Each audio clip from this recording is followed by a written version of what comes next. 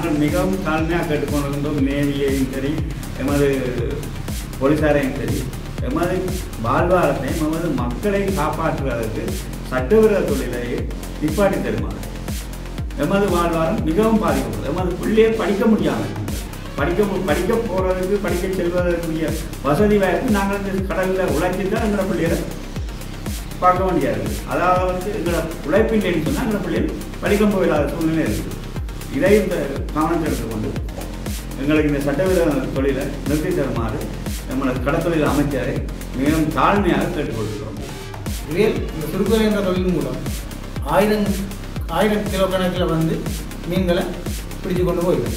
சிறிய மீன்கள், அதாவது மங்குன்னு சொல்லுவோம், சால மங்குன்னு கேள்விப்பட்டிருக்கீங்க. அந்த சிறிய மீன்கள், அந்த சின்ன இனங்களை கூட அந்த குறுகிய கண்பாட்டு வேலைகள் மூலமாக அளிக்கப்படும். அதுதான் சட்டவிரோதமான தொழில்னு சொல்லி எங்களோட அரசாங்கத்தின் அரசியல் ஜாப்பிலேயே இருக்கு. எனது பேர் ரெட்னூலியர் ராஜேந்திராசா. நான் சித்திவிநாயகர் சங்க கடற்தொழில் தலைவராக இருக்கின்றேன். நேற்று முன்தினம் இரவு எமது கடற்பரப்பில் அத்துமீறி மீன்பிடித்து கொண்டு மின்னொளி பாய்ச்சி மீன்பிடித்து கொண்டிருந்த போட்டுகளை நாம் எமது சங்க உறுப்பினர்களும் எமது சங்க தலைவர்மாரும் போய் 6 படகினை கரையை கொண்டு வந்து எமது பிசரசுக்கு நீர்வீழ்ச்சி திணைக்களத்துக்கு அதிகாரிக்கு போனடித்த பொழுது அவர் சட்டவிரோத நடவடிக்கைக்கு வெகு தூரத்தில் நின்றபடியால் எங்களை உடனடியாக செல்ல முடியாத காரணத்தால் நாங்கள் அவர்களை போலீஸுக்கு ஒப்படைத்திருந்தோம். போலீஸார் என்று அவர்களையும் எங்களையும், அதாவது சட்டவிரோதத்துக்கு ஈடுபட்டு கொண்டிருந்தவர்களை கைது செய்து கொண்டு வந்த சங்க தலைவர்மாரையும் சங்க உறுப்பினர்களையும் சேர்த்து கோர்ட்ஸுக்கு கொண்டு போய் கொடுத்து எங்களை கோர்ட்ஸால் எந்தவித இருக்கும் ரீல்ஸ் பண்ணி விட்டு அவர்களுக்கு தலா 1 லட்சம் படி பிணையில் விட்டிருக்கின்றார்கள். நாங்கள் மிகவும் தாழ்மையாக கேட்டுக்கொண்டிருக்கின்றோம். நேவியையும் சரி, எமது போலீசாரையும் சரி, எமது வாழ்வாரத்தையும் எமது மக்களையும் காப்பாற்றுவதற்கு சட்டவிரோத தொழிலை நிப்பாட்டி தருமாறு. இந்த சட்டவிரோத தொழிலால் தான் எமது வாழ்வாரம் மிகவும் பாதிக்கப்படுது. எமது இந்த தொழிலை சிறு தொழிலை நம்பித்தான் எமது 5000 குடும்ப மக்கள் இந்த வாழ்வாரத்தை நம்பித்தான் இருந்து கொண்டிருக்கிறோம். இதில் அவர்கள் அந்நியவர்கள் சட்டவிரோத தொழிலை செய்து கொண்டிருக்கிறதால எமது வாழ்வாரம் மிகவும் பாதிக்கப்படுது. எமது பிள்ளையை படிக்க முடியாமல் இருக்கின்றது. படிக்க போகிறதுக்கு படிக்க செல்வதற்குரிய வசதி வாய்ப்பு நாங்கள் இந்த கடலில் உழைச்சி தான் எங்களோட பிள்ளைகளை பார்க்க வேண்டியா இருக்குது. அதாவது எங்களோட உழைப்பில்லைன்னு சொன்னால் எங்களோட பிள்ளைகள் படிக்க போயிடாத சூழ்நிலை இருக்குது. இதை இந்த கவனத்தை எடுத்துக்கொண்டு எங்களுக்கு இந்த சட்டவிரோத தொழிலை நிறுத்தி தருமாறு நம்மளோட கடற்தொழில் அமைச்சரை மிகவும் தாழ்மையாக கேட்டுக்கொள்கிறோம். நன்றி, வணக்கம். அனைவருக்கும் வணக்கம். நான் முள்ளிவாய்க்கால் நெய்தல் கடற்தொழில் அமைப்பின் உப செயலாளராக இருக்கிறேன். நேற்றைய தினம் இடம்பெற்ற நிகழ்வு சம்பந்தமாக முதல் இரு தலைவர்களும் உங்களுக்கு அறிய தந்திருப்பார்கள். இதில் சொன்ன சட்டவிரோதமான தொழில் என்றது என்னன்னு சொன்னால் லைட், அதாவது மின்னொலியை கடலில் பாய்ச்சி அதன் மூலம் மீன்களை கவர்ந்து அந்த மின்னொலிக்கு கவரப்பட்டு வர மீனை சுருக்குவலை என்ற தடைப்பட்ட ஒரு கண்பாட்டு விலையை வச்சு கொண்டு வளைச்சி கொண்டு போகிறது. இப்போ நாங்கள் செய்கிற தொழில் விலையை கொண்டே வச்சு அந்த விலையில் படுற மீனைத்தான் கொண்டு வருவோம். ஆகக்கூடியது ஒரு 200 300 கிலோ தான் நாங்கள் பிடிக்க போகிறோம். இவையில் இந்த சுருக்குவலை என்ற தொழில் மூலம் 1000 கிலோ கணக்கில் மீன்களை பிடிச்சு கொண்டு போயிடும். சிறிய மீன்கள், அதாவது மங்குன்னு சொல்லுவோம், சால மங்குன்னு சொல்லி கேள்விப்பட்டிருப்பீங்க. அந்த சிறிய மீன்கள், அந்த சின்ன இனங்களை கூட அந்த குறுகிய கண்பாட்டு வேலைகள் மூலமாக அளிக்கப்படுது. அதுதான் சட்டவிரோதமான தொழில்னு சொல்லி எங்களோட அரசாங்கத்தின் அரசியல் ஜாப்பிலேயே இருக்குது. அப்போ இந்த விஷயத்தில் கூடுதல் கவனம் மீதியல் திணைக்களமாக இருக்கட்டும், கடற்படையாக இருக்கட்டும், எல்லாருமே எடுத்துக்கொண்டிருக்கணும். ஆனால் எங்களோட பிரதேசத்தில் மாத்தளம் தொடக்கம் கொக்குளாய் வரைக்குமான இந்த சட்டவிரோதமான தொழில் இடம்பெற்று கொண்டிருக்கு. இவையில் என்ன செய்யணும்னு சொன்னால் கிட்டத்தட்ட கரையில் இருந்து ஒரு 10-15 கிலோமீட்டர் வரையான தொலைவு வரைக்கும் அந்த மின்னொலியை பாய்ச்சுகிறார்கள். அந்த மின்னொலி பாய்ச்சப்படுகின்ற இடம் தவிர்ந்த ஏனைய இடங்களில் எங்களுக்கு மீன்கள் எங்களுடைய கட்டுப்பாடு பகுதி எங்களோட தொழில் செய்கிற இடங்களுக்குள்ள அந்த மீன் இறங்கி வருது. அதால் எங்களால் அந்த மீன்களை பிடிக்கலாமல் இருக்குது. நாங்கள் என்ன செய்யணும்னு சொன்னால் முல்லைத்தீவில் இருந்து மாத்தளனுக்கோ அல்லது கொக்குளாய் தாண்டியோ தூர தேசங்களுக்கு படகுல நாங்கள் 20 லிட்டர் 30 லிட்டர் எண்ணெயை செலவழித்து அதிக செலவில் நட்டத்தில் தொழில் செய்து கொண்டிருக்க நிலைமை இப்போ எங்களோட வாழ்வாதாரமாக மாறிக்கொண்டிருக்கு. இந்த விஷயங்களை கருத்தில் கொண்டு கிட்டத்தட்ட நாங்கள் சொல்ற முள்ளிவாய்க்கால் தொடக்கம் அளம்பில் வரைக்குமான குறிப்பிட்ட இடத்துல 1000 படகுகள் இருக்குது. ஒவ்வொரு படகுலையும் குறைந்தது ஒரு தொழிலாளி வலை தெரிக்கிறவங்க, அதை சார்ந்து இருக்கிற குடும்பங்கள் கிட்டத்தட்ட 5000க்கும் மேற்பட்ட குடும்பங்கள் இதனால் பாதிக்கப்பட்டு கொண்டிருக்கு. அப்போ இதில் கூடுதல் கவனம் எடுத்து நீரியல் வள திணைக்களம், ஃபிஷரிஸ் டிபார்ட்மெண்ட்டாக இருக்கட்டும், கடற்தொழில் சார்ந்த அமைப்புகளாக இருக்கட்டும், கடற்தொழில் அமைச்சர்களாக இருக்கட்டும், அடுத்ததாக முக்கியமாக கடற்படையினர், முரசுமோட்டையை சேர்ந்த கடற்படையினர், எங்களுக்கு இப்போ வட்டுவாகலை சேர்ந்த கடற்படையினராக அவர்கள் ஒத்துழைப்பு தந்து கொண்டிருக்கிறார்கள். முரசுமோட்டையை சேர்ந்த கடற்படையினரும் அதே அளவு ஒத்துழைப்பை இங்கே எங்களுக்கு வழங்குவார்களாக இருந்தால் நாயாற்று பகுதியிலிருந்து எங்களுக்கு புல்மோட்டை நாயாற்று பகுதியில் இருந்து வருகின்ற இந்த மின்னொலி வாய்ச்சக்கூடிய படகுகளை அவர்கள் தடுப்பார்களாக இருந்தால் எங்களுடைய வாழ்வாதாரம் இதன் மூலம் சிறப்பிக்கும் என்பதை நான் இந்த இடத்தில் வலியுறுத்திக் கொள்கின்றேன். ஒவ்வொரு நாளும் ஒவ்வொரு இருட்டு நேரங்களிலும் அந்த லைட்டுகள் மின்னொலி பாய்ச்சப்பட்டுக் கொண்டிருக்கின்றது. ஒவ்வொரு நாளும் கடற்படையினர் இந்த முயற்சியை தொடர்ந்து செய்து எங்களுக்கு இந்த வாழ்வாதாரத்தை மேம்படுத்தி தர வேண்டும் என்பதை இந்த இடத்தில் நாங்கள் வலியுறுத்திக் கொள்கின்றோம். ஒவ்வொரு சங்கங்கள், ஒவ்வொரு அமைப்புகள் சார்பாக நான் கள்ளப்பாளையத்திற்கு தீட்டக்கரை அன்னவராங்கனி சங்க கிராமிய அமைப்பின் தலைவர். தற்பொழுது நேற்று கடலில் ஒரு சம்பவம் நடைபெற்றது.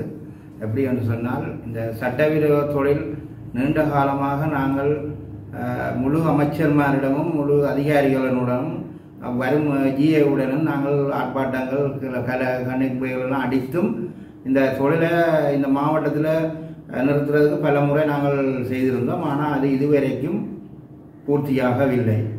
ஆகவே இப்போ வந்திருக்கும் நல்ல அரசாங்கம் என்று சொல்லப்படுற இடத்துல கௌரவ கடற்தொழில் அமைச்சர் ஒரு புதிதாக வந்திருக்கிறார். அவர் உண்மையாகவே எங்களோட மீனவ மக்கள் ஒரு நம்பிக்கை வைத்திருந்தது. அவர் இந்த தொழிலை கட்டாயமாக இந்த சட்டவிரோதங்களை நிறுத்துவேன் என்று சொல்லி வந்து முல்லைத்தீவிலே சில வாக்குறுதிகள் தந்துட்டு போயிருந்தால், நீங்கள் ஒன்றுக்கும் யோசிக்க தேவையில்லை, இந்த தொழில்கள் நிறுத்தப்பட வேண்டும், இதுவர்களை நாங்கள் விடையில்லாது, ஏனென்று கேட்டால் எங்களோட வளங்கள் அளிக்கப்படுகிறது என்று சொல்லிவிட்டு சென்றார்கள். இதுவரைக்கு இன்று பதவியேற்று 6 மாதமாகியும் 7 மாதமாகியும் பலமுறை நாங்கள் சங்கங்களால் அவரை சந்தித்து எங்களோட பிரச்சனைகளை சொல்வதற்காக நாங்கள் கோரிக்கை வைத்திருந்தோம். ஆனால் இதுவரைக்கும் எங்களோட சங்கங்களை வந்து முல்லைத்தீவு மாவட்டத்தில் சந்தித்து என்ன பிரச்சனை இருக்கிறன்றதை சொல்லவில்லை.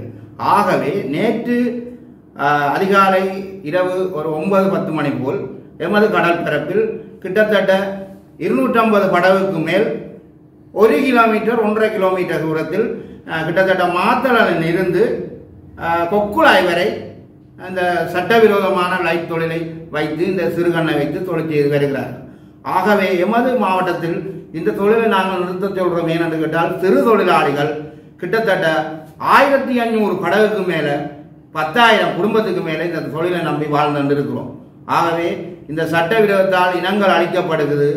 ஆகவே இரவு நாங்கள் அதிகாரிமாருக்கு அடித்திருந்தோம். அதிகாரிமார் ஆன்சர் பண்ணாத கட்டத்தில் எமது சங்கங்கள் சேர்ந்து முள்ளிவாய்க்காலில் இருந்து கிட்டத்தட்ட அளம்பிற்கு உட்பட்ட சங்கங்கள் அனைவரும் சேர்ந்து இந்த பகுதியில் இந்த கடற்தொழில் வலைகள் வெட்டப்பட்ட எங்களுக்கு தந்ததுக்கு பின் நாங்கள் சில படகுகளில் அங்கு சென்றிருந்து பார்த்தபோது நங்கூரத்தில் இட்டு அவர்கள் வலைகள் மாற்ற தெரியாமல் எமது படகுகளின் வலைகளை வெட்டியிருந்தார்கள். அதில் நாங்கள் எந்தவித பிரச்சனையும் இல்லாமல் கிட்டத்தட்ட நாங்கள் படகில் சென்று ஒரு 6 படகை கைது செய்து கொண்டு வந்தோம். வந்து எமது அதிகாரிகளுக்கு அடித்திருந்தோம், நீதியல் வள திணைக்கள அதிகாரிகளுக்கு. அவர்களின் தொடர்புகள் கிடைக்கவில்லை. அவர்கள் சில நடவடிக்கைகள் நின்றதால் அவர்கள் எந்தவித தொடர்பும் கிடைக்கவில்லை. அதுக்கு பின் எமது மாவட்டத்தில் இருக்கும் கூட்டுறவு சங்கங்களின் சமாஜ தலைவருக்கு நாங்கள் அடித்திருந்தோம். அவரும் அந்த இடத்தில் வந்து அந்த படகை அவர் என்னத்துக்காக பாரமெடுக்கவில்லை என்றது எங்களுக்கு தெரியவில்லை. ஆனால் உண்மையாகவே இந்த மாவட்டத்தில் 38 சங்கம் இருக்கிறது, மீனவர் சங்கம். கிட்டத்தட்ட அந்த சங்கத்துக்குரிய சமாசம் சரியாக நடந்திருந்தால் இன்றைய சங்கங்கள் எல்லாம் அவர்களுக்கு பின்னால் செய்து உண்மையாகவே இந்த சட்டவிரோதத்தை நிறுத்தியிருக்கலாம். ஆனால் அவர் என்னதுக்காக பாருங்க. அதுக்கு பின் நாங்கள் என்ன செய்வோம்னு தெரியாமல் போலீஸ் அதிகாரிக்கு அடித்து சொன்ன போது போலீஸ் அதிகாரியுடன் அந்த இடத்தில் வந்து அவ்வளவு படகுகளையும் ஏற்றிக்கொண்டு அவர்களையும் கைது செய்து கொண்டு பாதுகாப்பாக வைத்து எந்தவித பிரச்சனையும் இல்லாமல் இன்று நீதிமன்றத்தில் பிற்பகல் ஒரு 3 மணி அளவில் எம்மால் பிடிக்கப்பட்ட 16 பேரையும் அவர்களால் சட்டவிரோதமாக தொழிலில் ஈடுபட்ட 6 பேரையும் நீதிமன்றத்தில் முன்படுத்தி நீதிமன்றத்தில் உண்மையாகவே இந்த தொழில் நீதிமன்றத்தில் நிறைய வந்து கொண்டிருக்கிறது. இயலாத கட்டத்தில் தான் இந்த மக்கள் நியாயமாக இறங்கியிருக்கிறார்கள். உண்மையாகவே அந்த இடத்தில் இந்த தொழில் பிழையான தொழில் என சொல்லப்பட்டு உண்மையாகவே அவர்கள் அந்த சட்டவிரோதம் செலுத்தியவர்களை பிணையில் விடுவிக்கப்பட்டிருக்கிறது. ஏனையவர்களுக்கு உண்மையாகவே இந்த இடத்தில் நீங்கள் உங்களோட வாழ்வாதாரம் பாதிக்கப்படுறது என்று எனக்கு தெரிந்தும் என்ன காரணம் என்று சொன்னால் அதிகாரிகளுடன் சென்று இந்த சட்டவிரோதத்தை நிறுத்தணும். அத்தோடு நான் ஒரு விஷயத்தை சொல்ல விரும்புகிறேன். கடற்படையினர் சரியான முறையில் ஒவ்வொரு பாயிண்டும் உண்மையாகவே சொல்ல போனால் ஒவ்வொரு துறையில் இருக்கிறது. அந்த பாயிண்டில் இருக்கும் கடற்படையினர் கூட கரையில் போகும்போது அந்த போட்டை செக் பண்ணுமாக இருந்தால் பற்றி கடலுக்கு கொண்டு செல்ல இயலாது. பற்றியை லைட்டையும் கொண்டு போகிறார்கள் பப்ளிக்காக. ஏன் அவர்கள் அதை கைது செய்யலாம்? கொக்குழாய் முகத்து வாரத்தால் படகு செல்கிறது. கொக்குழாய் முகத்து வாரத்தில் புல்மூட்டை நேவி தான் அதுக்குரிய அதிகாரி. அந்த அதிகாரி ஏன் அந்த இடத்தில் நான் பாயிண்டை போட்டு அல்லாட்டி அந்த இடத்தில் போட்டை செக் பண்ணி இந்த சட்டவிரோத தொழிலை நிப்பாடி இருந்தால் இந்த கடலில் இந்த லைட்டுகள் பத்தப்பட மாட்டாது. ஆனால் இதில் என்ன காரணம் என்றது எனக்கு. ஆனால் கடற்படை இப்போது செய்யும் நடவடிக்கையை தொடர்ந்தும் எமது மீனவர் மக்களின் வாழ்வாதாரத்தை நிறுத்தித்தரமாக இருந்தால் இவர்கள் செய்வோம். அத்தோடு நான் கௌரவ கடத்தொழில் அமைச்சருக்கு ஒரு கோரிக்கையை வைக்கிறேன். காரணம் என்னென்று கேட்டால், நீங்கள் திருப்பி அன்றைக்கும் வந்து சொன்னீங்கள், நான் 6ஆம் தேதிக்கு பிறகு முல்லைத்தீவு மாவட்டத்தில் ஒரு மீனவ சங்கங்களை சந்தித்து இந்த பிரச்சனை முல்லைத்தீவில் இந்த மாவட்டத்தில் பிரச்சனை கிடக்கிறது. சட்டவிரோதமான தொழில் எங்கிருந்து வருகிறார்கள்? புத்தளத்தில் இருந்து வருகிறார்கள், நீர்கொழும்பில் இருந்து வர்றார்கள், மட்டக்களப்பில் இருந்து வர்றார்கள், காத்தாங்குடியில இருந்து வர்றார்கள். ஏன் எங்கட முல்லைத்தீவில் இருக்கும் மீனவர்களுக்கு செய்யலாம்.